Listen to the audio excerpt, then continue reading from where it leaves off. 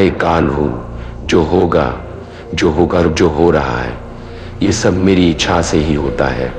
ये पृथ्वी, तारे, सूर्य, आकाश, गंगाएं, मनुष्य, सभी जीव जंतु मेरे गर्भ से ही उत्पन्न होते हैं और एक दिन इसी में समा जाते हैं। मैंने बड़े बड़े साम्राज्य बनते बिगड़ते देखे हैं। मेरा गुजरा हुआ कल ही इतिहास बन जाता है। ऐसा ही एक इतिहास है भगवान देव नारायण, उसके पूर्वजों का, जो सत्य घटनाओं पर आधारित है, जिसके प्रमाण पश्चिम में जैसलमेर से पूर्व में दिल्ली तक, दक्षिण में गुजरात के समुद्र तट तक बिखरे पड़े हैं, जिनके द्वारा बनवाए हुए बावड़िया व मंदिर इसके जिते। कलयुग का महाभारत पहली ऐसी AI फीचर फिल्म है जिसमें इन प्रमाणों को आधार बनाया गया है।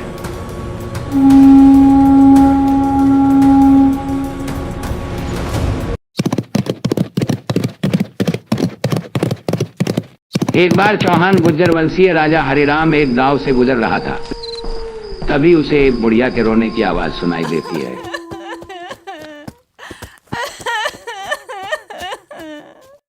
बाबा, ये इतनी रात को रोने की आवाज कहाँ से आ रही है? बेटा, ये रोना तो रोज का काम है। पहले आप थोड़ा पानी पीकर आराम करो, थक गए होंगे। यहाँ जंगल में एक नरभक्षी शेर है जो रोज हमारे एक बच्चे को खा जाता है। आज मेरे बच्चे का नंबर है। चिंता मत करो माई, तुम्हारे बच्चे की जगह मैं जाऊंगा। गांव वालों, आज से तुम्हारे बच्चों को कोई नहीं खाएगा। ये चौहान हरिराम का वचन है। हरिराम गांव वालों को वचन देकर जंगल की ओर निकल जाता है।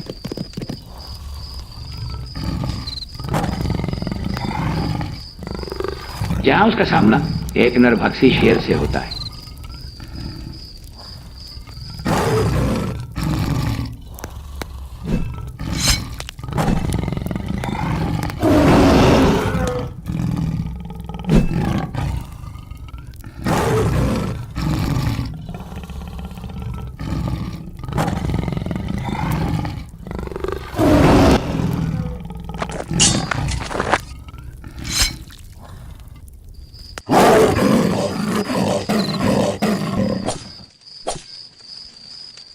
सुबह की बेला में हरिराम अपनी तलवार के एक ही वार से शेर का सिर काट देता है और अपने घोड़े पर बैठकर पुष्कर झील के किनारे आता है। वहां एक महिला को पानी में देखकर डर जाता है और वापस जाने लगता है। आप वापस नहीं जा सकते। मैं ब्राह्मण कन्या लीला सेवरी, आपको मुझसे विवाह करना पड़ेगा। हरिराम ये सोचकर विवाह के लिए मान जाता है कि ऐसी सती सावित्री कन्या कहाँ मिलेगी। लीला सेवरी उसे अपने साथ घर लेकर आती है। लीला सेवरी का पिता दोनों का विवाह कर अपना आधा राज्य हरिराम को दे देता है। लीला सेवरी 9 माह बाद एक बच्चे को जन्म देती है, जिसका मुंह बाघ का व शरीर इंसान का होता है। दोनों दुनिया से छिपाकर बालक का लालन और पालन बड़े प्यार से करते, पर लोक लाज के भय से हरिराम बच्चे को राजा के पास लेकर जाता है। महाराज, ये मेरा बच्चा है, इसको राज्य की सेवा में लेने की कृपा करे। भाई हरिराम, ये तो नरसिंह है, भगवान का अवतार है। इसका लालन पालन व शिक्षा मेरी देखरेख में होगी। आप बेफिक्र होकर मेरे संरक्षण में यहाँ छोड़ सकते हैं। सत्य महाराज, ये नरसिंह भगवान का ही प्रसाद है। मेरी पत्नी लीला सेवरी ने नरसिंह भगवान से वरदान के रूप में प्राप्त किया है। राजा ने बालक का नाम बाघ सिंह रखा। बालक बाघ सिंह राजकीय बगीचे में बच्चों के साथ खेलते हुए बड़ा होने लगा, पर जैसे जैसे बड़ा हुआ अन्य बच्चे उससे डरने लगे और इसकी शिकायत बच्चों के घर वाले राजा से करने लगे। राजा ने एक ब्राह्मण को बुलाया और बाघ सिंह को नगर से बाहर वाले बगीचे में ले जाने को कहा, साथ ही उसके साथ रहकर पूरा ध्यान रखने को कहा। ब्राह्मण बालक को अपने साथ लेकर नगर से बाहर वाले बगीचे में चला जाता है और वही बालक बाघ सिंह ब्राह्मण मित्र के साथ खेलते हुए बड़ा होता है। बाघ सिंह बड़ा तो हो जाता है, पर समस्या तब आती है जब उसको कोई अपनी लड़की देने को तैयार नहीं होता। क्या मैं कुआरा ही मरूंगा? कोई तरकीब निकाल मित्र, जिससे मेरी भी शादी हो सके। बाघ सिंह की समस्या को हल करने के लिए ब्राह्मण मित्र एक तरकीब निकालता है। राजस्थान में श्रावण मास में नगर से बाहर बाग में झूला झूलने की प्रथा है। नगर की कुंवारी कन्याएं इन बगीचे में झूला झूलने आती है, पर ब्राह्मण मित्र के सिखाए अनुसार बाघ सिंह बगीचे का रास्ता रुकब कर खड़ा हो जाता है और किसी को भी अंदर प्रवेश नहीं करने देता। और बाघ सिंह कुंवारी कन्याओं से अपनी शर्त को पूरा करके अंदर जाने की कहता है। कन्या एक एक कर उसके साथ फेरे लेती है। ब्राह्मण मित्र मंत्र पढ़ता है और फिर कन्याएं झूला झूले अंदर जाती है।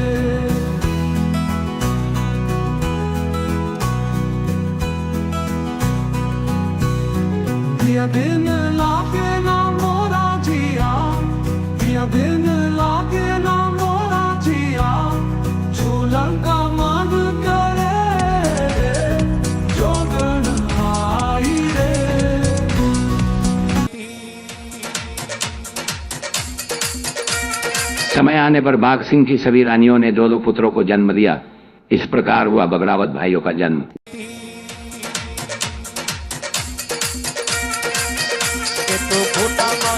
बड़े होने पर सभी बगरावत भाई गांव के ग्वालों के साथ जंगल में गाय चलाने लगे। इस प्रकार समय बीतता गया और बगरावत भाई जवान हो गए।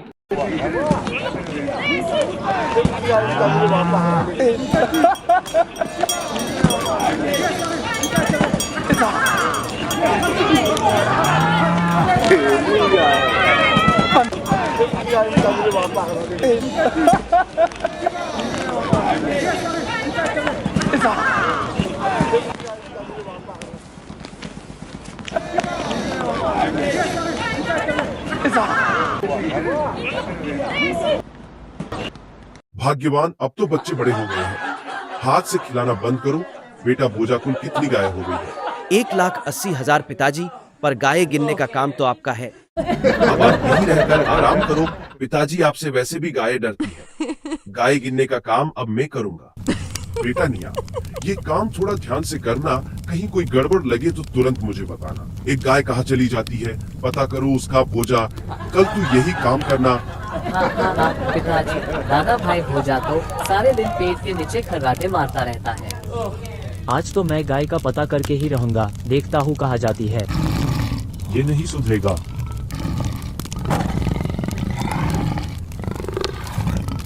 गायों का पूरा ध्यान रखना। आप भोजन करें स्वामी, गायों की चिंता बच्चों पर छोड़ दीजिए। आज तो इसका पता लगाकर ही रहूंगा।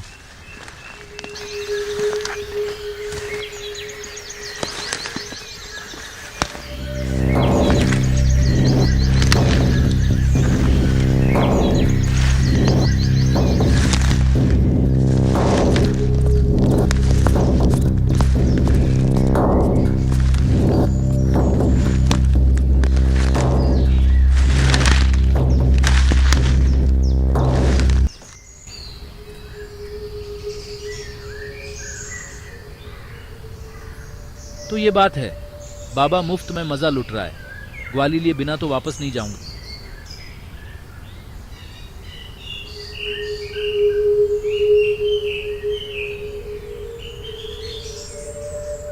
बाबा, इस गाय को मैं चराता हूँ और दूध आप पी रहे हो। इसकी ग्वाली देनी पड़ेगी आपको। साधु के पास कहाँ धन है सवाई भोज। साधु के पास तो राख के सिवाय कुछ नहीं मिलेगा तुम्हें।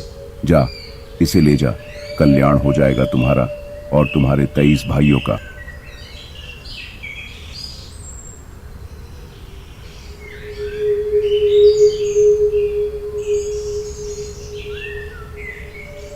बाघ सिंह के बेटे सवाई भोज, ले जा इसे। जिंदगी सुधर जाएगी तुम्हारी और तुम्हारे भाइयों।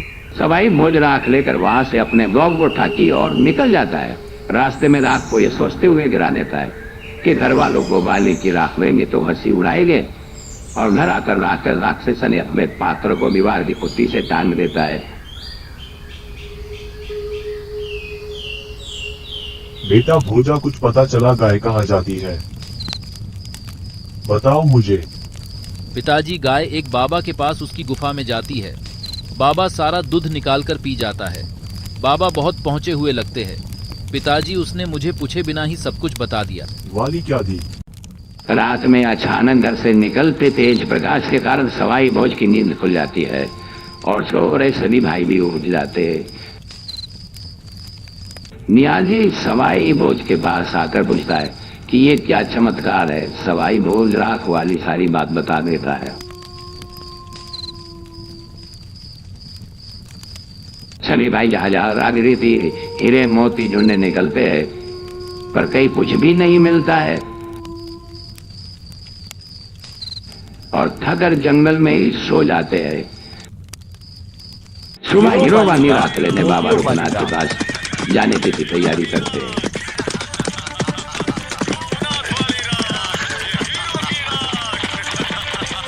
हीरो वाली राख, मोतियों वाली राख, हीरे वाली राख, बाबा जी प्रणाम। बाबा जी प्रणाम। बाबा जी प्रणाम। बाबा जी प्रणाम। बाबा जी प्रणाम। बाबा जी हमें सारी हीरो वाली राख चाहिए। अब राख ही रहेगी, हीरे मोतियों में नहीं बदलेगी। पर ऐसा क्यों बाबा जी? कल तो आप जबरदस्ती ही राख दे रहे थे, आज ऐसा क्या हो गया? समय बड़ा बलवान है भोज। माया और काया तो समय के अधीन है, जो गुजर गया कभी वापस नहीं आता। तुम सब जाओ, गायों को छोड़ने का समय हो गया है। मैं यहीं रहकर बाबा जी की सेवा करूंगा। दादा भाई अपना ख्याल रखना, हम चलते हैं। सवाई भोज खूब मन लगाकर बाबा रुकनाथ की सेवा करता है। जंगल से लकड़ियां लाता है, भोजन पकाता है। इस प्रकार सेवा करते करते कई दिन गुजर जाते हैं। एक दिन बाबा रुकनाथ कई बाहर गया होता है। तभी गुफा के अंदर से हंसने और रोने की आवाजें आती है। सवाई भोज आवाज की दिशा में अंदर गुफा में जाता है।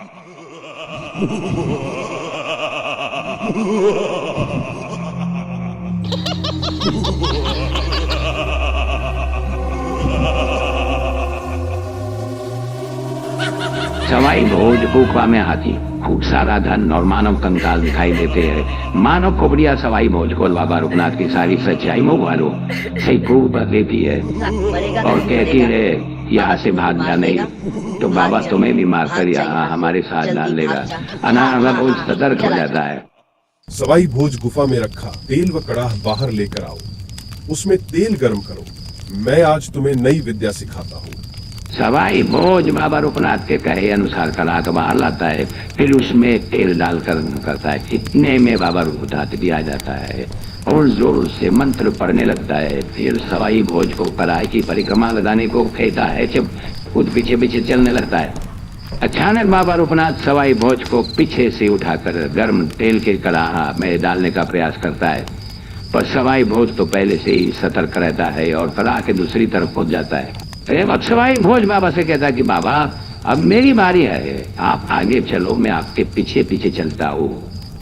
और पलक झपकते ही बाबा रुकनाथ को उठाकर तेल गर्म कड़ाह में डाल देता है। कड़ाह में डालते ही बाबा रुकनाथ का शरीर सोने की मूर्त में बदल जाता है और उसी समय बिजली चमकने की कड़कड़ाहट के साथ भविष्यवाणी होती है। हे सवाई भोज, तुम्हारे भाइयों की 12 वर्ष की काया और 12 वर्ष की माया होगी। तुमने बाबा रुकनाथ के साथ सभी आत्माओं को मुक्त कर दिया। इस सोने की मूर्त को ले जाओ, तुम्हारे पास कभी धन की कमी नहीं होगी और तुम्हारा हमेशा हमेशा के लिए नाम अमर हो जाएगा। 12 वर्ष तक जितना दान पुण्य करना है कर लो। ये खांडा जब तक तुम्हारे हाथ में रहेगा तुम्हें कोई पराजित नहीं कर सकता सवाई भोज, इसे स्वीकार करो। ये हाथी तुम्हारी प्रसिद्धि को कई गुना बढ़ा देगा। इस धन को तुम और तुम्हारे भाई जितना खर्च करेंगे उतना ही बढ़ता रहेगा। बाबा रूपनाथ सवाई भोज को खांडा देता है, जय मंगला हाथी, बुली घोड़ी वो बहुत सी गाय भी देता है और बहुत सारा देकर गोठागांव की तरफ को कामना करता है। सवाई भोज सारा धन, हाथी गाय सभी को लेकर गांव पहुंच जाता। यहाँ पर गांव वाले खुशी से सवाई भोज की जय जयकार करते हैं। सवाई भोज उसके सभी भाई सोने के बने आभूषण पहनते और अपने घोड़ों को भी पहनाते हैं। सभी भाई अपने लिए महलों का निर्माण करवाते हैं, नए नए गांव बसाते हैं। इतने पर भी धन कम नहीं होता। ये देखकर सभी भाई विचार करते हैं कि इतने सारे धन का क्या करें। मामा जी आप ही बताएं इस धन का क्या करें। दादा भाई मेरी माने तो इस धन को जमीन में गाड़ देते हैं, जब कभी अकाल पड़ेगा तो निकाल लेंगे। बनिया का भांजा है तेजा भाई, सोच तो बनिया जैसी ही रहेगी ना। आप लोग भी अपने अपने विचार रखें।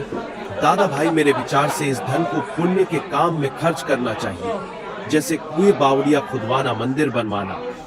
ये सही बोला निया भाई आपने, उस बाबा की बिजली ने भी यही बोला था। बगरामत भाई प्यासों की प्यास बुझाने के लिए कुएं बावड़िया खुदवाते हैं, मंदिर बनवाते हैं, गाय घोड़े खरीदते हैं, निर्धनों को दान देते हैं। कहा जाता है कि आज भी भगवतों द्वारा बनवाए कुएं बावड़िया व मिर मौजूद है, जिसका जिता जागता उदाहरण हर्षे देवल का शिव मंदिर है, जिसके बारे में कहा जाता है कि इसको सवाई भोज ने बनवाया था। प्रसिद्ध लेखिका लक्ष्मी कुमारी चंदावत ने अपने संकलन में लिखा है कि बाघ जी के 24 पुत्र थे, में बगड़ावत कहलाए, वे गुज्जर थे जो खाना दोष। वो मकर कौम थी और पशुपालन का काम करती थी। वे जहां पर भी चारागाह देखते अपना पड़ाव डाल देते थे। हो सकता है बगरावतों ने यहाँ रहते हुए 24 घाटों वाली बावड़ी और इसे लगा शिव मंदिर बनवाया हो। कहते भी है 24 घाट और बावड़ी, देवल भी साथ है। संभवतः इसको बनवाने में बगड़ावतों का हाथ है। दान पुण्य खूब कर लिया भाइयों, अब थोड़ी मौज मस्ती भी कर लेते हैं। ये जा मियां दादा, ये जा मियां दादा।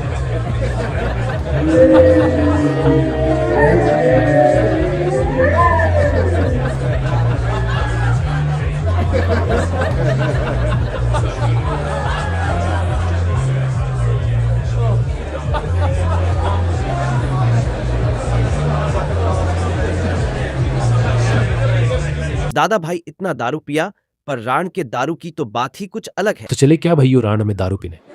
ये हम जाएंगे, हम जाएंगे।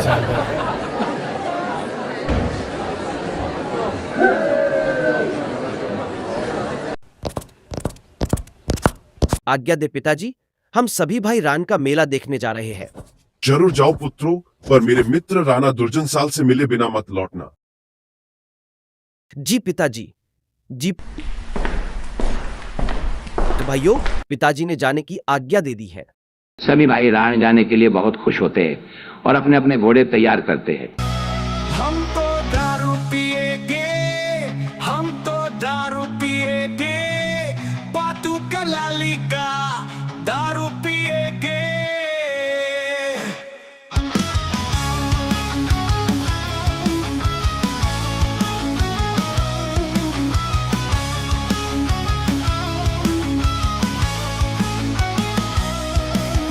कलाली का दारू सबसे निराला, पातू कलाली का प्याला अमृत का प्याला है। हम तो दारू पिएंगे, हम तो दारू पिएंगे, पातू कलाली का दारू पिएंगे।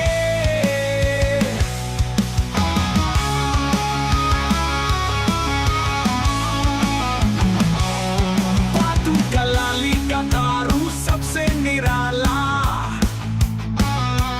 पातू कलाली का प्याला अमृत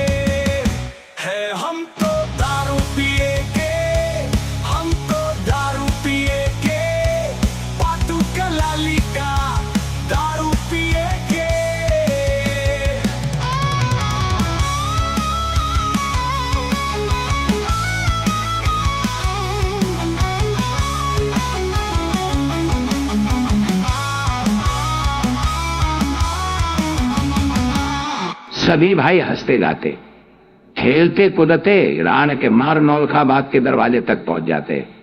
जावर बाग का माली उनको बाग में प्रवेश नहीं करने देता है। इससे क्रोधित होकर माली की पिटाई कर देते और वहां से भगा देते। सभी भाई बाग में फसल खूब फल खूब खाते और मजे करते। जब उनको प्यास लगती है तो एक भाई को पानी लेने नगर में जाने को कहते। जो भाई नगर में पानी लेने गया था उसके मन में पातू कलाली का दारू पीने की इच्छा होती है। वह पातू कलाली के अड्डे का पता पूछता है और जब पातू कलाली के दरवाजे पर पहुंचकर नगारा बज जाता है तब पातू कलाली बाहर आती है और कहती है कि हे ग्वाले, मेरा दारू खरीदने की तुम्हारी औकात नहीं है। मेरी दारू का एक प्याला 1.25 लाख का है। उसका अपमान कर दरवाजे से ही वापस लौटा देती है और वह वापस आकर मियाँ जी को सारी बात बता देता है। सभी भाई पातू कलाली के दरवाजे पर पहुंच जाते हैं और जोर जोर से नगारा बजाने लगते हैं। नगाड़े की आवाज सुनकर पातू कलाली बाहर आ जाता है।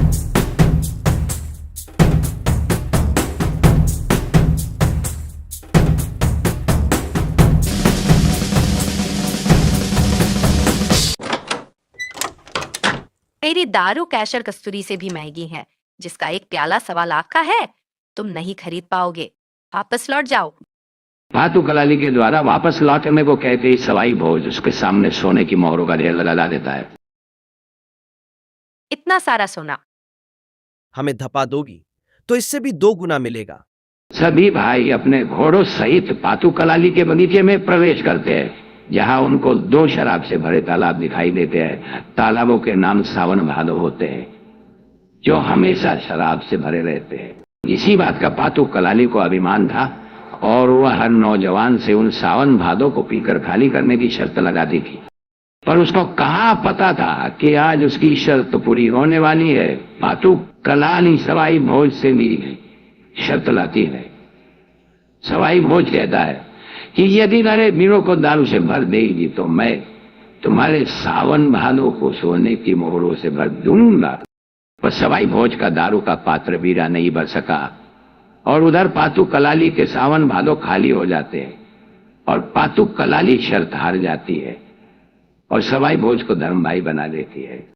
सवाई भोज भी पातुड़ी कलाली को वचन देता है कि तुम पर कोई संकट आ जाए तो मुझे याद कर लेना, मैं तुम्हारी सहायता करने के लिए आ जाऊंगा।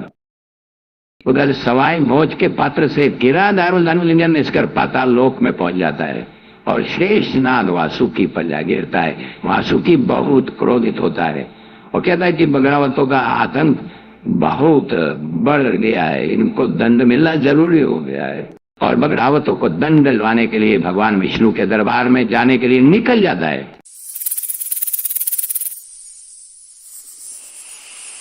रक्षा करे प्रभु, रक्षा करे। बगड़ावतों ने धरती पर आतंक मचा रखा है, उनको दंड दीजिए प्रभु, पालनहार रक्षा करे। नागराज, मैं आपकी सहायता करने में असमर्थ हूँ। मैंने पहले ही साधु माता को उनकी यहाँ पुत्र रूप में जन्म लेने का वचन दे रखा है। आप आदि शक्ति की शरण में जाए, वही आपकी कोई सहायता कर सकती है।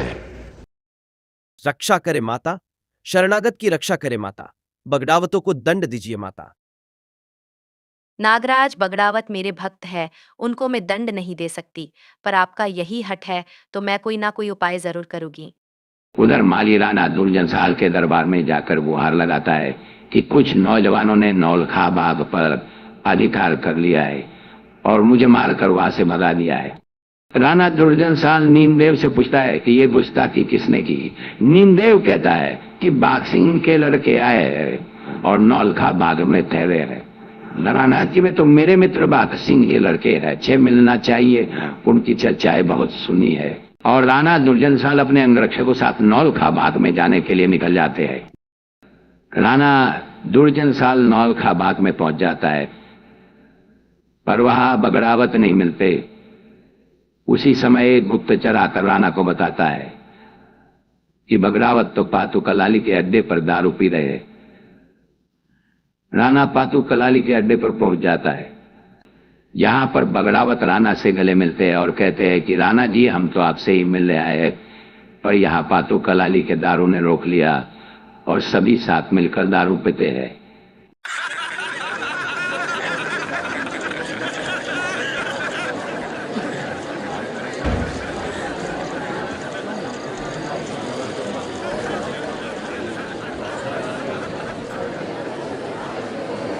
सभी बगरावत भाई वापिस अपने गांव गोठा जाने के लिए पातू कलाली से विदा लेते हैं तो अपने घोड़ों पर बैठकर वहां से निकल जाते हैं।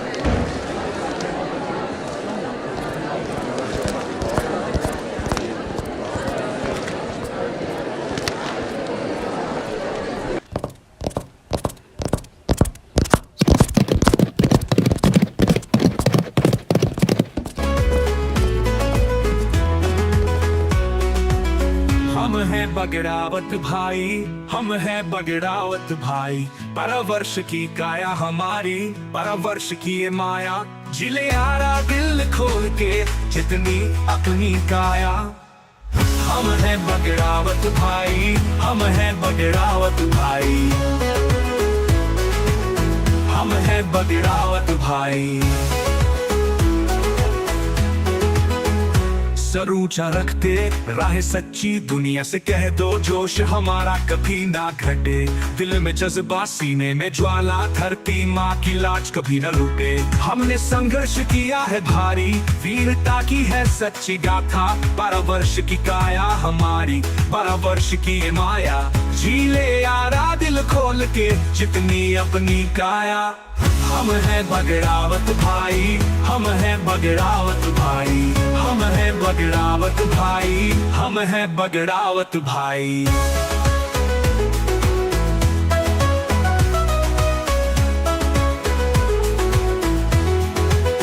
बाधाओं को चीर देंगे, रास्ते अपने हम बना लेंगे। बगदावत का नाम सुनेंगे, दुनिया हमसे रास्ता पूछेगी। हम तो हैं वो जंग के साथी, जो हार से कभी न डरे। धर्म हमारा कर्म हमारा, सच्चाई की राह चुने। 12 वर्ष की काया हमारी, 12 वर्ष की ये माया। जिले आरा दिल खोल के जितनी अपनी काया। हम हैं बगड़ावत भाई, हम हैं बगड़ावत भाई, हम हैं बगड़ावत भाई, हम हैं बगड़ावत भाई।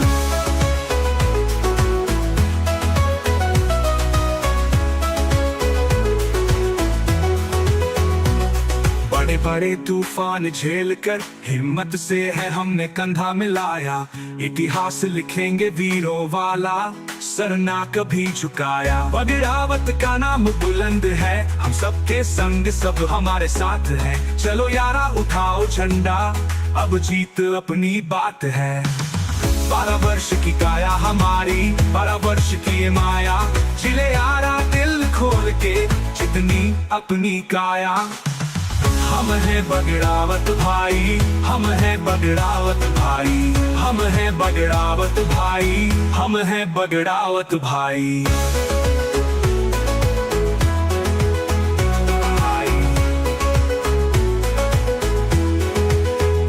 बड़े बड़े तूफान झेल कर हिम्मत से है हमने कंधा मिलाया। इतिहास लिखेंगे वीरों वाला, सर न कभी झुकाया। बगड़ावत का नाम बुलंद है, हम सबके संग सब हमारे साथ हैं। चलो यारा उठाओ झंडा, अब जीत अपनी बात है। 12 वर्ष की काया हमारी, 12 वर्ष की ये माया। जिले यारा दिल खोल के जितनी अपनी काया। हम हैं बगड़ावत भाई, हम हैं बगड़ावत भाई, हम हैं बगड़ावत भाई, हम हैं बगड़ावत भाई। एक दिन बुआल का राजा जंगल में शिकार खेल रहा होता है। उसी समय उसकी नजर एक दिन नवजात कन्या पर पड़ती है, जिसके चारों ओर दिव्य पे पाश करीन हुए। उस दिव्य कन्या को राजा अपने हाथ को में उठाकर माउलमान बना रहा हो और अपनी पत्नी को दे देता है।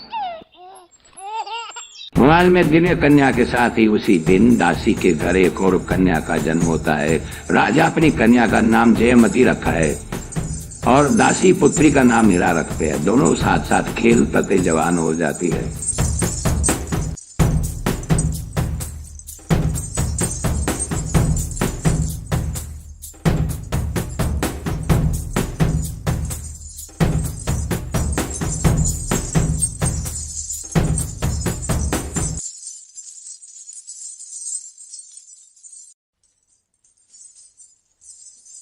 ये कैसा भूकंप है?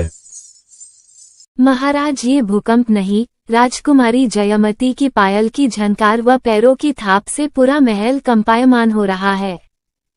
राजा मन ही मन सोच रहा है कि जयमती विवाह योग्य हो गई है, सुयोग्य वर से इसका विवाह करवा देना चाहिए। राजा ब्राह्मणों को बुलवाकर जयमती के सगुन का टीका नारियल देता है और सुयोग्य वर की तलाश कर उसे देने को कहता।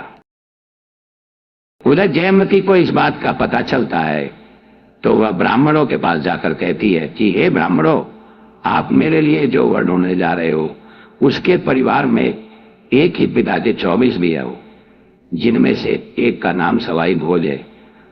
उसको ही मेरा सगुन देना और किसी को भी नहीं। ब्राह्मण गांव गांव घूमकर 24 भाइयों वाले परिवार को ढूंढते हैं। कई दिनों बाद वो गोठा गांव के पास पहुंचते हैं और 24 भाइयों वाले परिवार के बारे में पनिहारियों से पूछते हैं।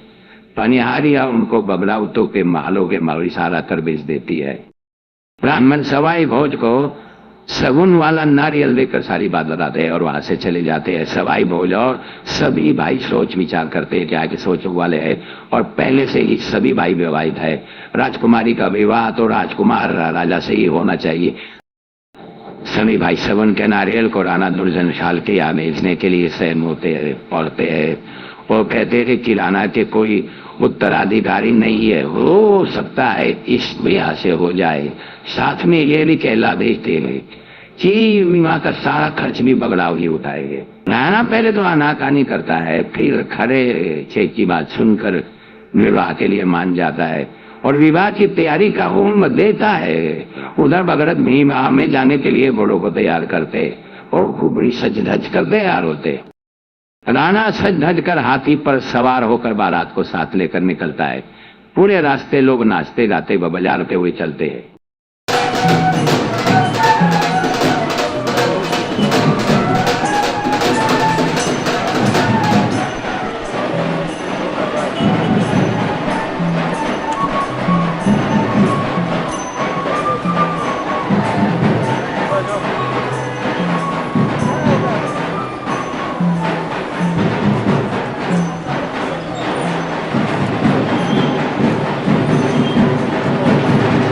राणा की बारात भुआल नगर के दरवाजे पर से पहुंच जाती है, जहां पर राणा व बारातियों का स्वागत सत्कार किया जाता है। राणा जैसे ही दरवाजे पर लगे तोरण को मारने दरवाजे के सामने जाता है। हीरा दासी शेरनी का रूप बनाकर राजा के हाथी पर छलांग लगाती है। हाथी शेरनी को देखकर बिगड़ जाता है और ऊपर बैठा राजा नीचे आ गिरता है। उधर सवाई भोज तोरण मारने का समय निकलता देख खुद ही तोरण मारने के साथ दरवाजा ही तोड़ देता है। ये देखकर राणा का भाई नीमदेव जी क्रोधित हो जाता है और अपने सैनिकों के साथ बगरावतों से उलझ जाता है। राणा जी लड़ाई बढ़ती देख सबको शांत करवाता है और कहता है कि बगावत तो मेरे भाई है, मेरी यहाँ शादी तो यही करवा रहे हैं। राजकुमारी जयमती हीरादासी से पूछती है कि सवाई भोज दिखने में कैसा है, तो हीरादासी कहती है कि सवाई भोज राजकुमार जैसा दिखने वाला, उसके जैसा सारी बारात में कोई अन्य पुरुष नहीं है। फिर जयमती राव जी के बारे में पूछा तो हीरादासी कहती है कि राव जी एक आदमी की औसत आयु तो जी चुके, अब जो जी रहा है वो नफे की है। जयमती हीरादासी से कहती है कि तुम सवाई भोज के पास जाओ और उसका खांडा किसी भी प्रकार से मेरे पास लेकर आसी। हीरादासी सवाई भोज का खांडा उसके पास जाकर मांग लाती है और महलों में राजकुमारी जयमती को दे देती है। उधर महलों में राजकुमारी जयमती सवाई भोज के खांडा की पूजा करती है, फिर खांडे के साथ फेरे लेती है और खांडा को वापस सवाई भोज के पास भेज देती है। मैं अब सवाई भोज की पत्नी हो चुकी हूँ। मैंने सवाई भोज के खांडे के साथ फेरे लिए हैं।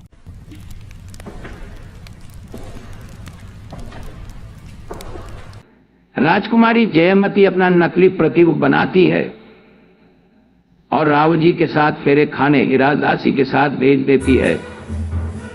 नकली प्रतिरूप से राव जी का विवाह बड़ी धूमधाम से हो जाता है। राजकुमारी जयमती अपने बड़े बूढ़ों का आशीर्वाद लेती है और राव जी के साथ विदा हो जाती है।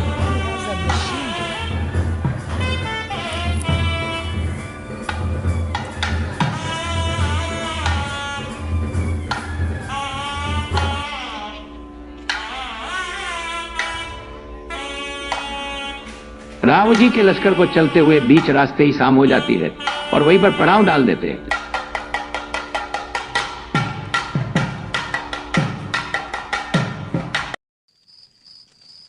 रात में जयमती सवाई भोज के शिविर में आती है और सवाई भोज से कहती है कि मुझे यहाँ से भगा ले चलो, मुझे राणा जी के साथ नहीं जाना।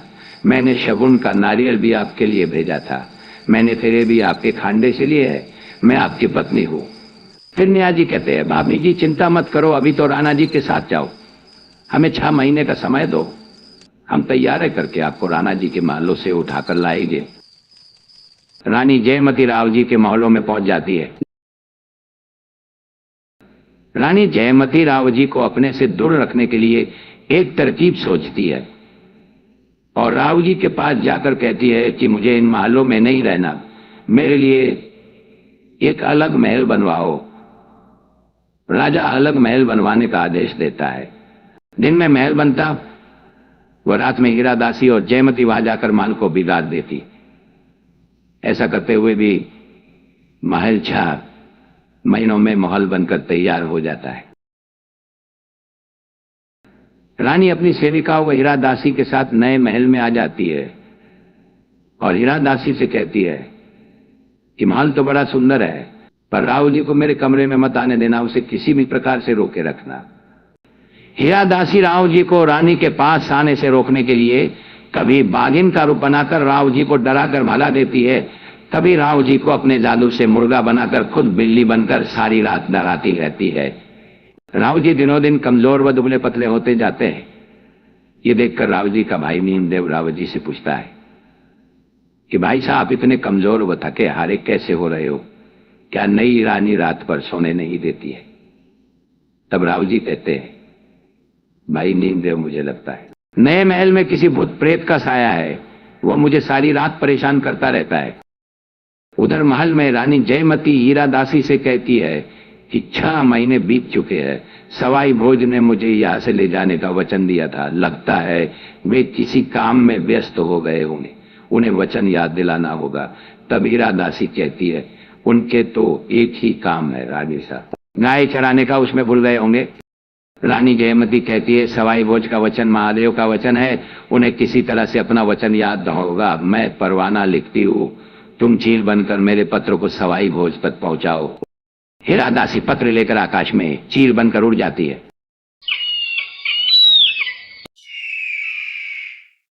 हीरा दासी चील के रूप में गोठा गांव के ऊपर पहुंच जाती है और आकाश से ही पत्र नीचे गिरा देती है, जिसको नियाजी देख लेता है। सवाई भोज नियाजी को पत्र पढ़ते देख पूछता है कि किसका पत्र है।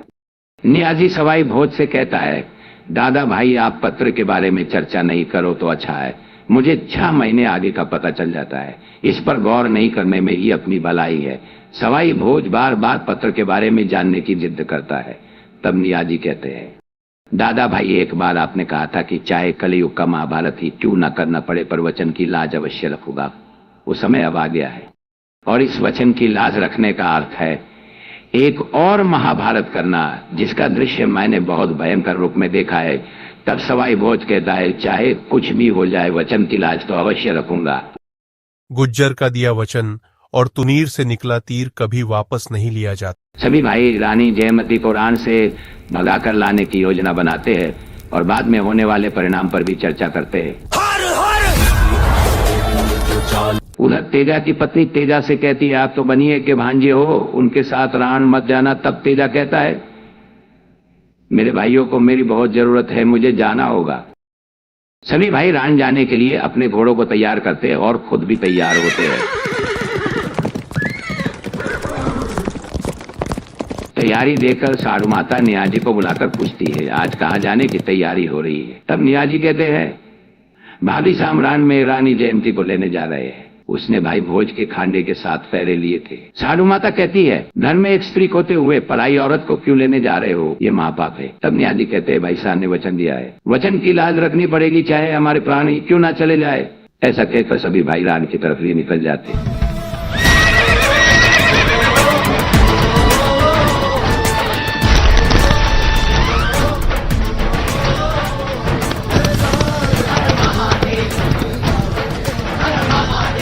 सभी भाई रान पहुंचकर नौलखा बाग में अपना डेरा जमा लेते हैं।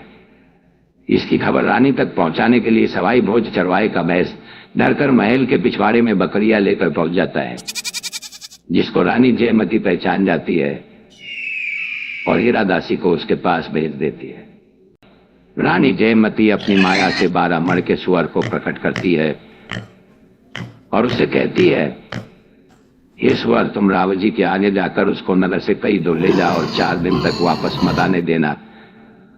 रावण जी सुअर का पीछा करते हुए बहुत दूर निकल जाता है और अचानक गायब हो जाता है। सुअर को गायब होता देख रावण जी कहता है, हमारे साथ धोखा हुआ है, और सभी को वापस चलने का आदेश देता है। उधर महल में रानी मौका देखकर रस्सी के सहारे नीचे उतरती है और सवाई भोज के साथ जाने के लिए घोड़े पर सवार हो जाती है। हीरा दासी भी नियाजी के पीछे बैठ जाती है। सभी भाई गोठा के लिए तेजी से अपने घोड़ों पर सवार होकर निकल जाते हैं।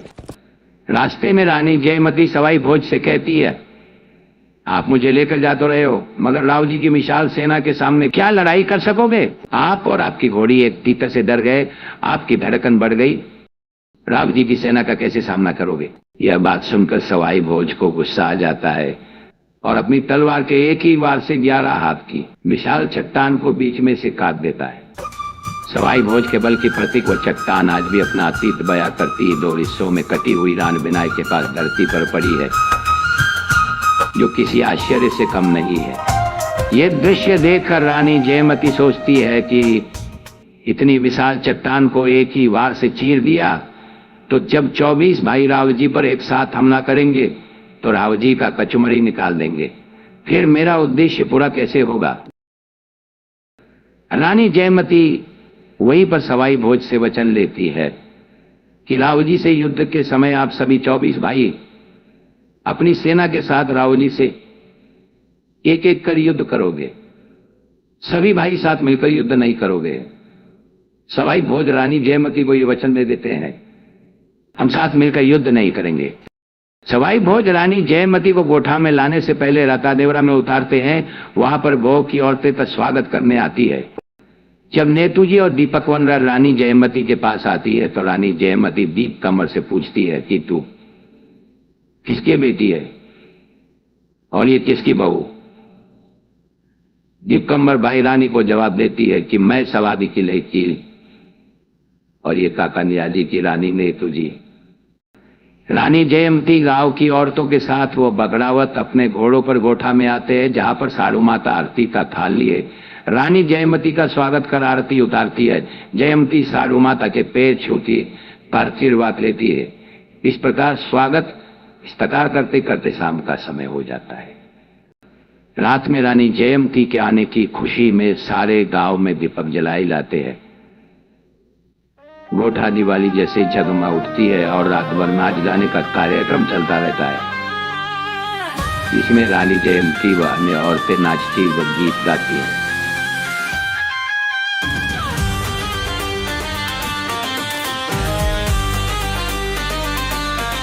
ललक प्रीत की सर पे ओर कर घूमर घूमर घूमे हो, ललक रीत सब जगह की छोड़ कर घूमर घूमर घूमे हो, भर के भोला वाले ठाट घूमर घूमर घूमे रे, पैसा घूमर घूमे रे मारी सा।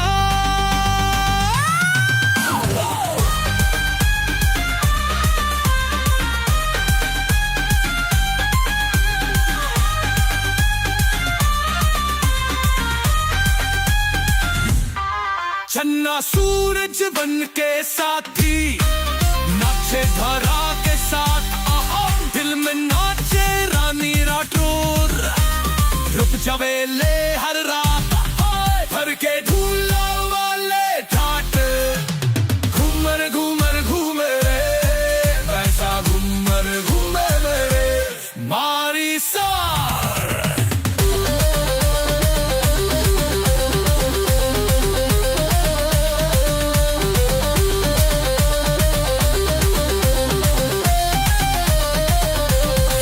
कोमल पग में झंझन पायल झुम के नाचे मोर, घनन घनन जैसे गरजे बादल, चेहरे साज सुरों का दर, भर के ढूला वाले ठाट, घूमर घूमर घूमे वैसा घूमर घूमे बारी सा।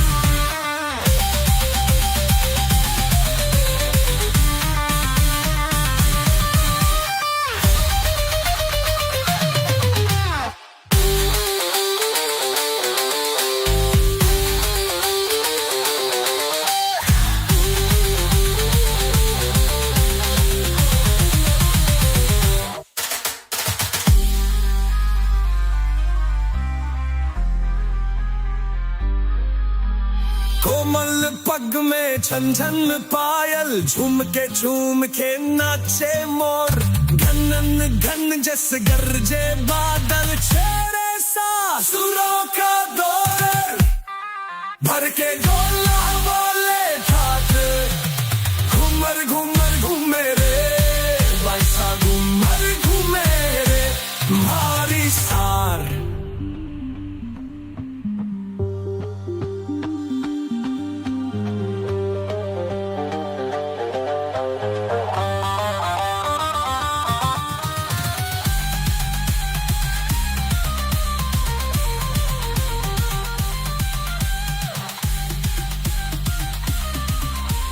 नाचते गाते सुबह हो जाती है। सवाई भोज पूरा समय रानी जयमती के साथ चौपड़ पासे खेलने में निकालने लगता है।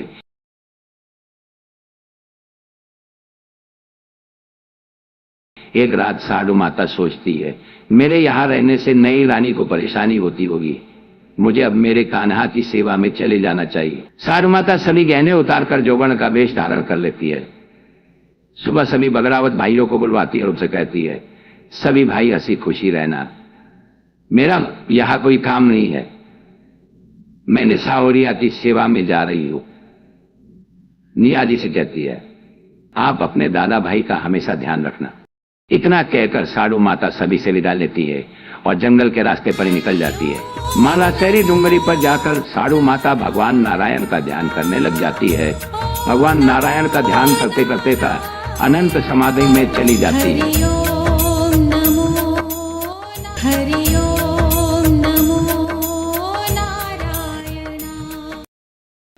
राव जी को दरबार में गुप्तचरों से पता लगता है कि रानी जयमती महल में नहीं है।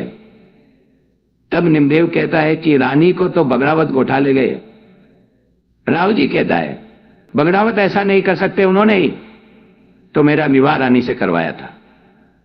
मैं बाघ सिंह को पत्र लिखता हूं, वापस आएंगे तो मैं क्षमा कर दूंगा।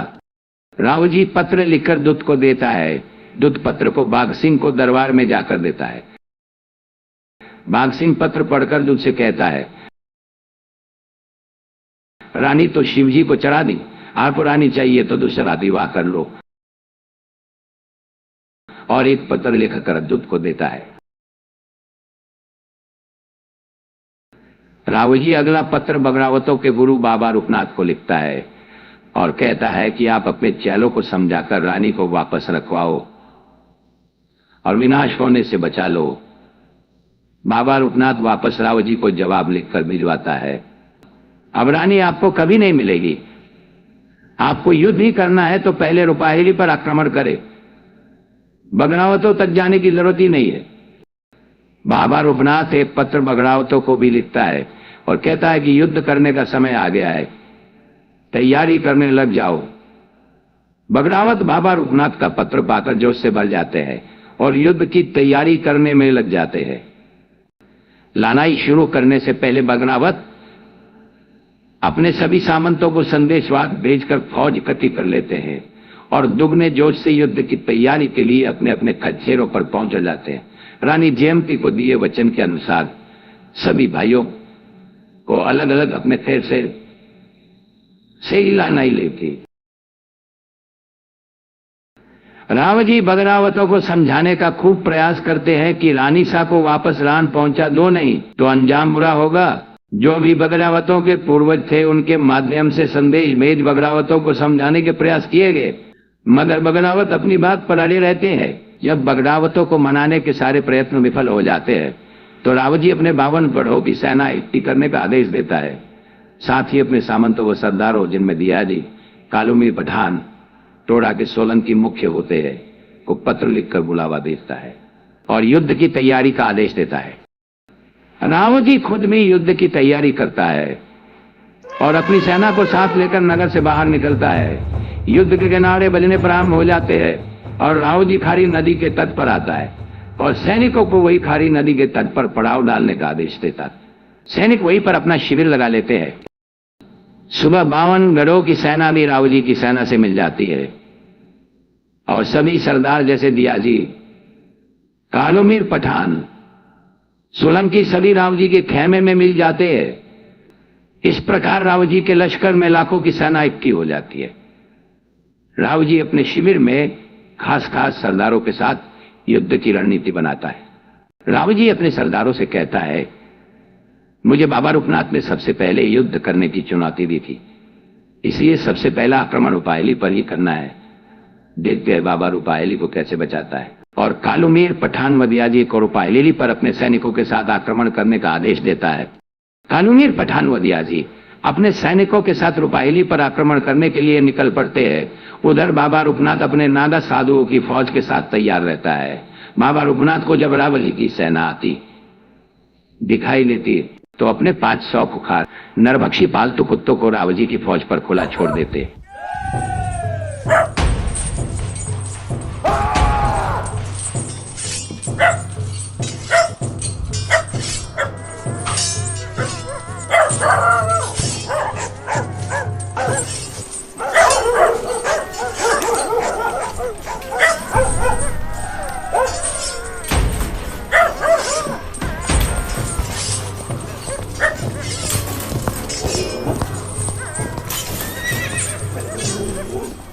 राव जी की फौज इन कुत्तों के हमले से घबरा जाती है। ऊपर से नागा साधुओं के हमले से भाग छूटती है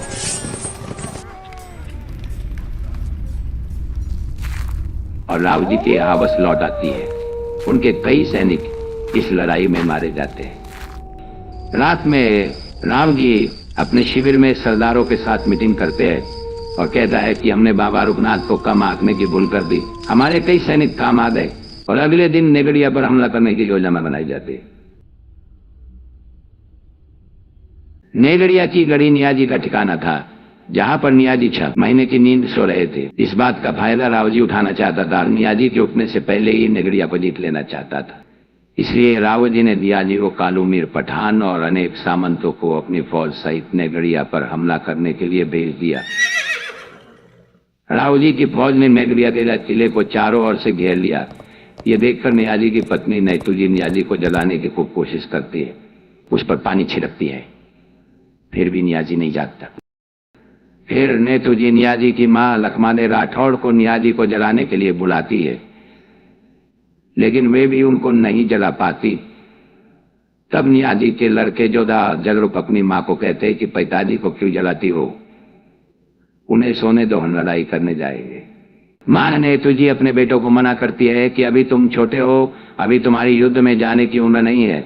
इस पर जोधा और जगरूप जिद करते हैं कि हम रावजी से अकेले हिंपट लेंगे, पिताजी को सोने दो, उन्हें मत जलाओ। मां नेतुजी जोधा और जगरूप की आरती उतारकर तिलक लगाती है और तलवार देकर युद्ध में विजय होने का आशीर्वाद देती है। जोधा और जगरूप युद्ध में जाने के लिए अपने घोड़ों पर सवार होकर किले के दरवाजे से बाहर निकल जाते।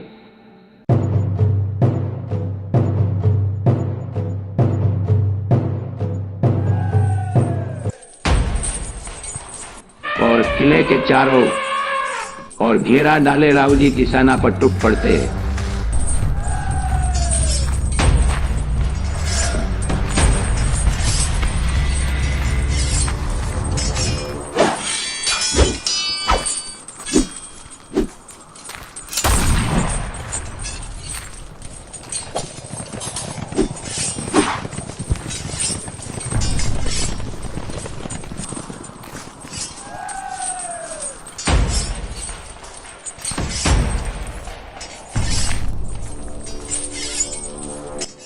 दोनों भाई लगातार 3 दिन तक युद्ध करते रहते हैं और राव जी की सेना को तहस नहस कर देते हैं। दुर्गा के रूप में जयमती हीरा से कहती है, ये बालक कौन है जिन्होंने 7,000 सैनिकों को वो कई सामंतों को मार डाला। इतना कहकर भवानी अपना सुदर्शन चक्र चलाती है और दोनों भाइयों को मार देती है। माँ काली भयंकर गर्जना करती हुई अपने रौद्र रूप में प्रकट होती है और जोधा जगरूप के सिर अपनी मुंडमाला में धारण कर लेती है।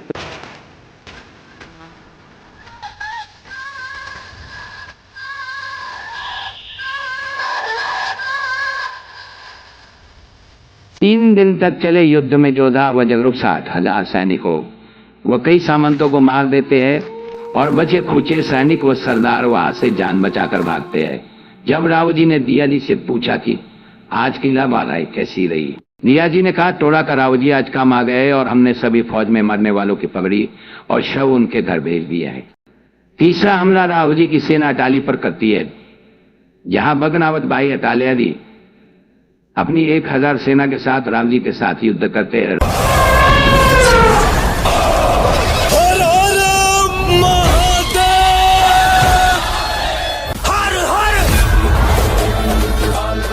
राव जी के छोटे भाई तीसरे नंबर के आमादे जी मारे जाते हैं राव जी की सेना से संग्राम करते हुए। अटालिया जी आलोजी भी युद्ध में मारे जाते हैं और भवानी उनका सिर काट अपने मुंडमाला में धारण कर लेती है।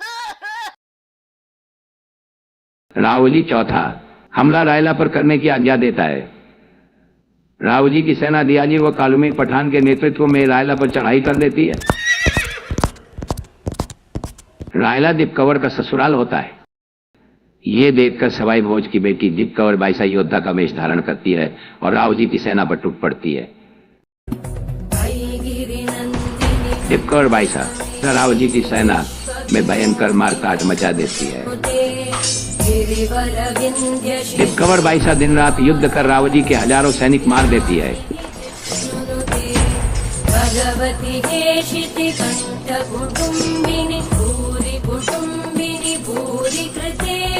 जय जय हे महिषासुरमर्दिनि रम्यकपर्दिनि शैलसुते। ये देखकर दियाजी बाईसा से भीड़ जाता है और पीछे से कालूमीर पठान बाईसा की पीठ में खंजर घोंप देता है, जिससे बाईसा वीर गति को प्राप्त हो जाती है। भवानी दीपकंवर बाईसा को अपने साथ ले जाती है। बगावतों के बड़े भाई तेजाजी को जब दीपक अम्बर की मौत का पता चलता है तो अभी युद्ध क्षेत्र में आ जाते हैं और अपने घोड़े पर बैठकर राव जी की फौज को काट देते हैं। दियाजी व कालूमीर पठान अपनी जान बचाकर रवि के पास भाग आते हैं। तेजाजी 7-7 कोस तक राव जी की फौज को काटता हुआ राव जी के हाथी के सामने आ जाते और अपना भाला राव जी पर फेंकते हैं, पर उस भाले के वार से भवानी राव जी को बचा लेती है। राव जी का अगला हमला बदनौर पर होता है, जो बगड़ावतों के पिता बाघ सिंह का ठिकाना होता है। बाघ सिंह जी अपनी सेना के साथ राव जी की सेना पर टूट पड़ता है और बाघ सिंह राव जी की सेना में हाहाकार मचा देता है और राव जी की सेना मैदान छोड़कर भागने लगती है।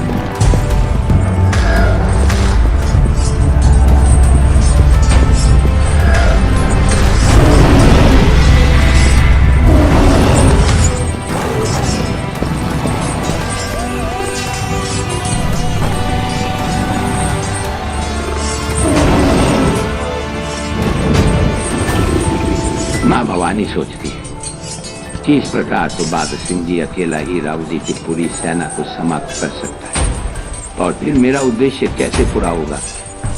और माँ भवानी बाघ सिंह के सामने प्रकट होती है और बगनावतों द्वारा दिए वचन को याद दिलाती है। बाघ सिंह जी हथियार डाल देता है और अपने आप को माँ भवानी को समर्पित कर देता है।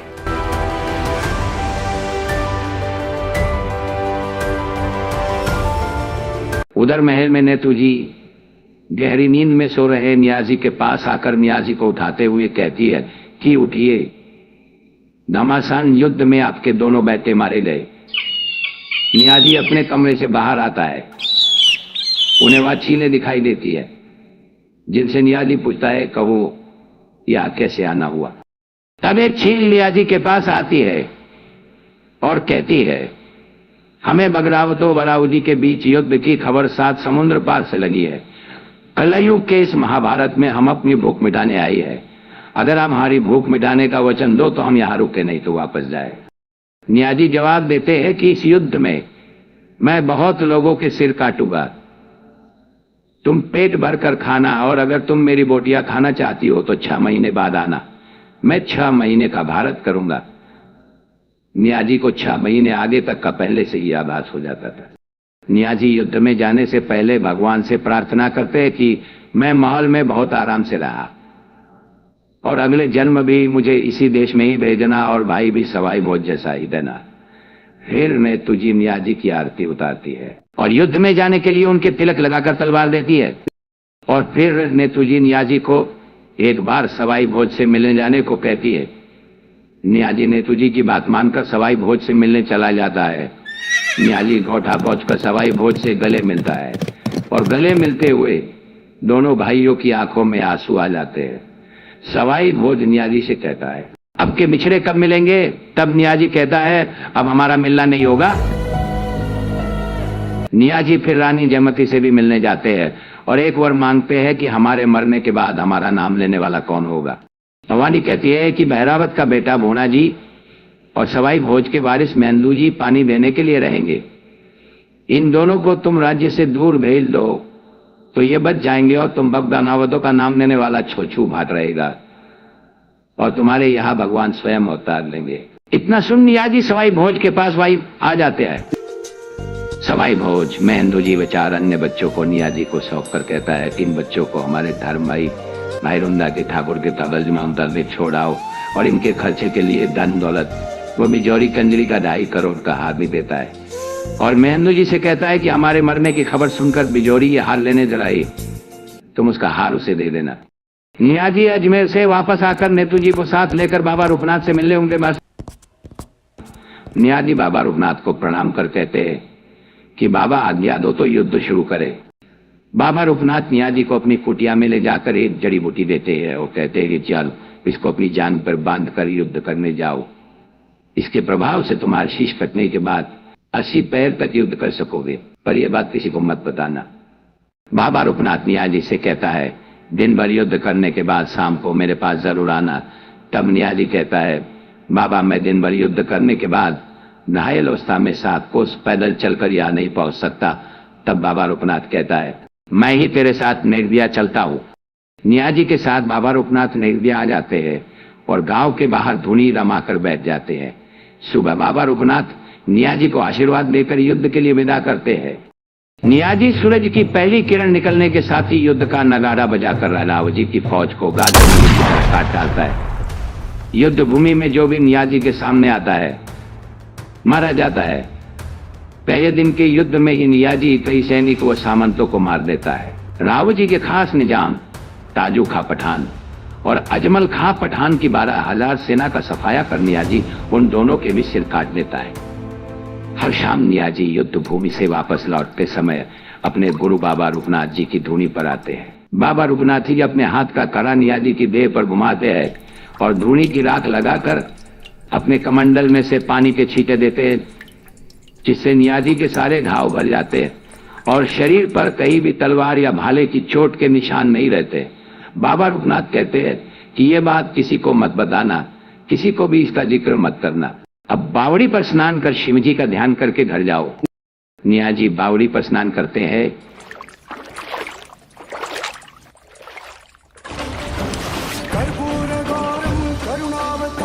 शिवजी का ध्यान करते हैं और महल में आते हैं। नेतू जी उन्हें भोजन करवाती है, पंखा जलती है। नियाजी अगली सुबह वापस रण क्षेत्र में आ जाते हैं और युद्ध में मालवा के राजा को मार गिराते हैं। मंदसौर के मियां मोहम्मद की फौजों का सफाया करने पे मियाँ का सिर काट देते और वापस बाबा रूपनाथ जी के पास आते और फिर बाबा रूपनाथ सिंह नियाजी के ऊपर अपना लोहे का कड़ा मारते, द्रोणी की राख मारे तो धरूंगी, पानी के छींटे देते हैं। नियाजी के सारे घाव फिर से भर जाते हैं। ये क्रम कई दिनों तक चलता रहता है। नियाजी से युद्ध करके जाने के बाद राव जी की सेना खाना बना रही होती है।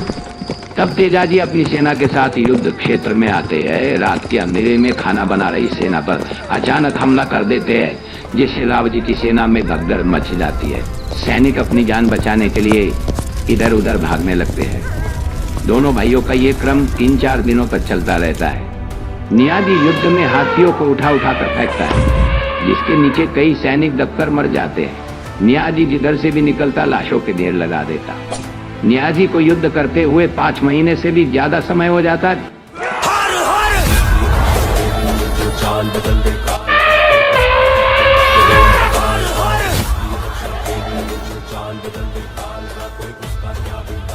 भवानी, जयमती सोचती है कि ऐसी क्या बात है, नियाजी लगातार युद्ध कर रहे हैं, पता लगाना चाहिए। और रानी नेतू जी के पास जाकर कहते हैं कि क्या बात है भाभी जी, देवर नियाजी को 5 महीने से ज्यादा समय हो गया है युद्ध करते हुए। क्या तुमने इनके शरीर पर कई तार या बार या भाले का निशान देखा है? ऐसी क्या बात है? वापस आते समय कपड़ों के ऊपर खून का निशान तक नहीं होता, इसका क्या कारण है?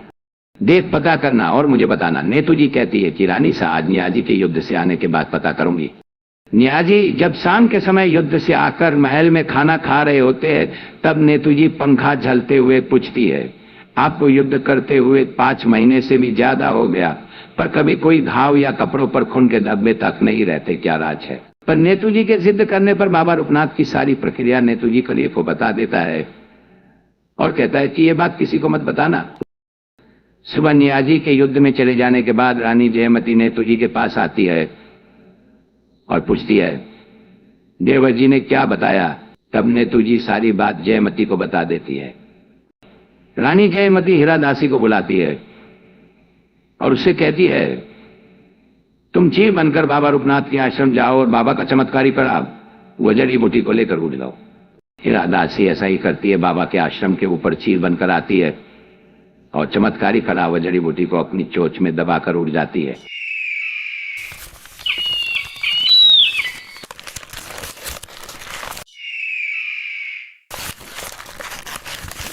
शाम के समय जब नियाजी युद्ध कर बाबा रूपनाथ के पास आता है, तब बाबा रूपनाथ कहता है, मैं इतना मना करने के बाद भी तुमने भेद किसको बता दिया?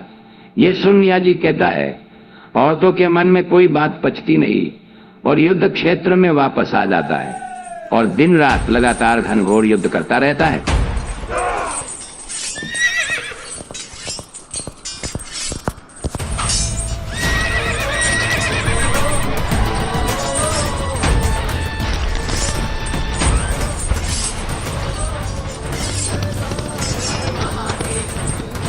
रानी जयमती भवानी बनकर युद्ध भूमि में नियाजी के सामने प्रकट होती है और नियाजी से कहती है, अपने वचन की लाज रखने के लिए आप मुझे अपना सिर दो। इतना सुन नियाजी अपना सिर काटकर मां भवानी को अर्पित कर देता है। सिर कटने के बाद नियाजी के सिर की जगह कमल का फूल निकल आता है, छाती पर आंखें निकल आती है और दोनों हाथों में तलवारें लेकर रावली की सेना को काटता हुआ आगे बढ़ता जाता है। सेना जान बचाकर भागने लगती है, चारों तरफ हाहाकार मिल जाता है। यह देखकर मां भवानी सोचती है कि यह तो सिर कटने के बाद भी लड़ता ही लड़ता है, इसे रोकने के लिए मैं नील का छींटा दे देती हूँ।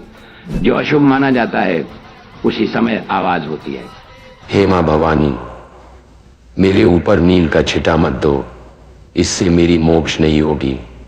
मैं खांडा डाल देता हूँ, पर पहले मेरे वंश को जीवित छोड़ने का वचन दो, जैसे आपने मेहंदू जी व अन्य बच्चों को जीवित छोड़ा है। मां भवानी वचन देती है और कहती है, मैं नेतू जी के 6 महीने के गर्भ को जीवित छोड़ने का वचन देती हूँ। इतना सुन नियाजी अपना खांडा जमीन पर रख देता है। हम जुदा हो गए, रास्ते खो गए, मगर हम मिलेंगे, फिर से कहेंगे ये याद रखना, मेरी राह तकना, फिर से मुलाकात की आस रखना। सवाई भोज को जब नियाजी की मौत का पता चलता है तब वह बहुत क्रोधित होता है और रानी जयंती के कमरे में जाता है और वहां बैठी रानी जयंती से कहता है, तू मेरे मियाँ जैसे भाई को खा गई।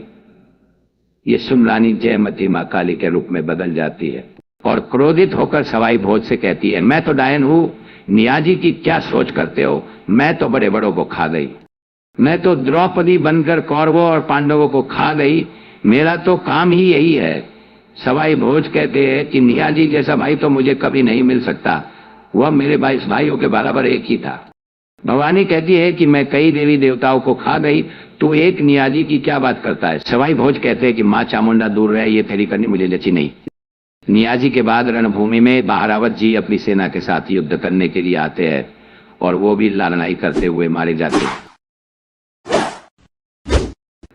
नियाजी और बहारावत जी की तरह सभी भाई एक एक करके राव जी की फौजों से युद्ध करने के लिए खारी नदी पर आए। खारी नदी पर ही सब युद्ध हुए थे। खारी नदी के एक किनारे पर राव जी की फौजें थी तो दूसरी ओर बगदावतों की फौजें। यह युद्ध कलयुग के महाभारत का युद्ध कहलाया। इस युद्ध में सवाई भोज के सभी महाबली योद्धा भाई काम आ गए। रानी को दिए वचन के अनुसार एक एक भाई ने अपनी फौज के साथ खारी नदी पर आकर राव जी की सेना के साथ युद्ध किया था। रानी जयमती ने सवाई भोज को अपने पास महल में ही चौपड़ पासे के खेल में उलझाए रखा और युद्ध भूमि में जाने नहीं दिया। सारे भाइयों की मौत के बाद सवाई भोज खुद रण क्षेत्र में जाने की तैयारी करते ही रानी जयमती से अपने अस्त्र शस्त्र मांगते हैं तो रानी वहां पर भी एक और मांगती है कि मैं भी आपके साथ युद्ध में चलूंगी और आपके पीछे बुली घोड़ी पर सवार रहूंगी, मगर आप पीछे मुड़कर मेरी ओर नहीं देखना, नहीं तो मैं आपका सिर उतार लूंगी। ये वचन लेने के बाद रानी जयमती सवाई भोज को उनके अस्त्र शस्त्र देती है। सवाई भोज अपनी सेना को साथ लेकर युद्ध करने के लिए राठौला की पाल पर पहुंच जाते हैं। सवाई भोज के पीछे रानी जयमती भी युद्ध में जाती है। सवाई भोज राव जी की फौज को चीरता हुआ आगे बढ़ता जाता है।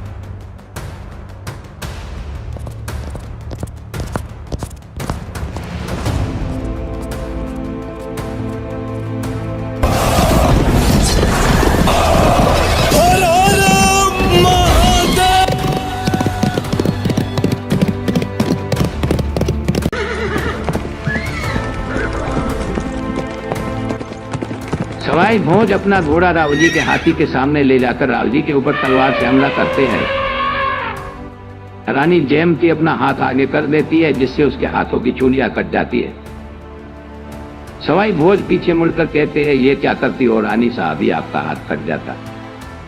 रानी कहती है कि लाओ मेरा वचन पूरा करो, आपने वचन दिया थे पीछे मुड़कर नहीं देखूंगा। इतना सुनते ही सवाई भोज खुद अपना सिर काटकर रानी को दे देते हैं। रानी जयमती सवाई भोज का सिर लेने के बाद अपने असली रूप में आ जाती है। जब राव जी नीमदेव से पूछते हैं, भाई रानी कहाँ है, उसके लिए ही तो युद्ध किया था, तब ऊपर पेड़ पर बैठी भवानी कहती है, राजा जी ऊपर देखो। ऊपर देखते ही राव जी घबरा जाते हैं।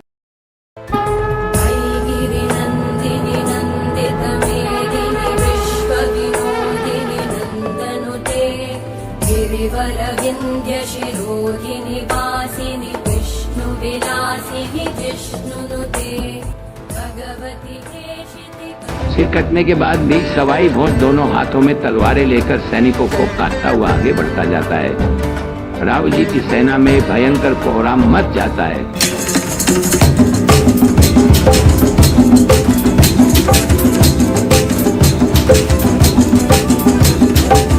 जो उठेगा धड़ से कटेगा, कहाँ पे छिपेगा, कहाँ पे बचेगा।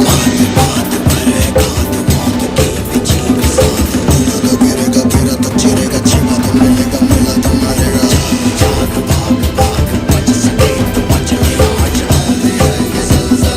पूरे जोर पर चला है, किस्मत में जो लड़ो है कौन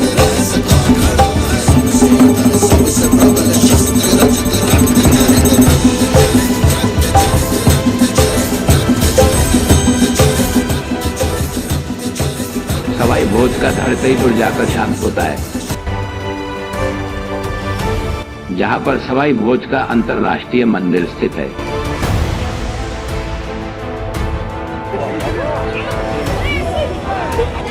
बगरावतों की मौत के बाद उनकी संपत्ति को लुटने की होड़ मच जाती है, जिनको जो भी मिला लेकर भाग जाता है। कश्मीरी तंबू तो मंदसौर का मियाँ ले जाता है। जय मंगला और गजमंगला हाथी पिरोदा के कुमार ले गए और सवाई भोज की बुली घोड़ी सावर के ठाकुर दिया दिए जाते। सोने का पोरसा पहले ही तेजाजी लेकर चले गए थे और बगनावतों की अच्छी नस्ल की गाय नापा ग्वाला गोस्मा डूबरना में ले गया। रावजी नीमदेव से कहते कि सब सामान तो लोग लूट कर ले गया। उन्हें बगनावतों के मारे जाने का अफसोस होता है और कहते हैं कि ऐसे भाई कहाँ मिलेंगे, और ये महसूस करते हैं कि ये सब भवानी की माया है जो बगनावत मारे गए। रावजी के साथ हुए युद्ध में तेजाजी को छोड़कर सभी बगरावत भाई वीरता पूर्वक युद्ध करते हुए मारे गए। उनकी रानियां केवल साड़ू माता को छोड़कर उनके दड़ों के साथ सती हो गई।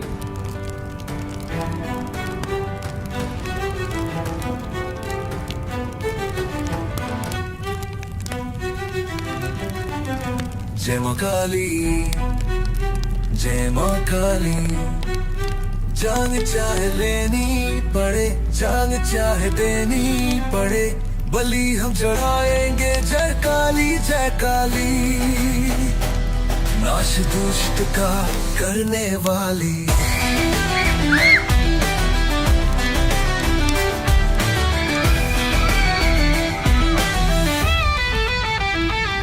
अंधकार में आवो, चमक दमकी ये बात, तूफानों से भी हिम्मत हमारी न झुके, तलवार उठा के बड़े कदम हर मुश्किल से लड़ेंगे।